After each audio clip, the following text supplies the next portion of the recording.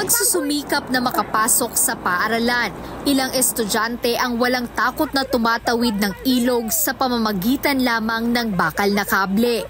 Sa liham ni Education Secretary Sani Angara kay Public Works and Highways Secretary Manuel Bonoan, sinabi nito na gamit ang lubid mula Barangay Labtang at pinayag sa Kayapan Nueva Vizcaya. Araw-araw isinusugal ng mga estudyante ng Pinayag National High School ang kanilang buhay para lang makapasok sa klase.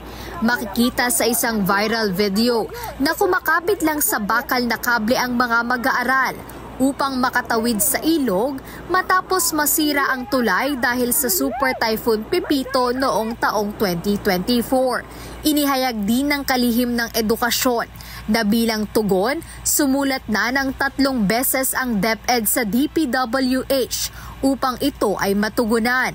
Una ay noong July 6, 2025 para sa agarang aksyon upang matiyak ang ligtas, matibay at maaasahang akses papunta sa lahat ng public schools. Sumunod naman ay noong July 17 ngayong taon para sa agarang repair ng nasirang tulay sa nasabing lugar. At ang huli ay nito lamang August 17 na nagsasabing sana ay matugunan na ito sa lalong madaling panahon.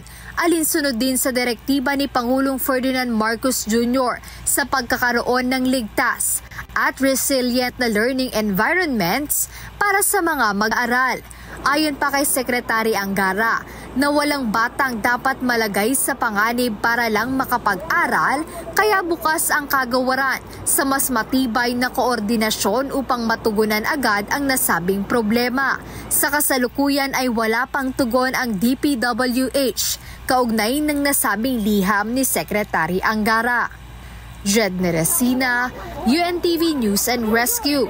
Diyos ang aming sandigan, serbisyo publiko ang aming pinahahalagahan.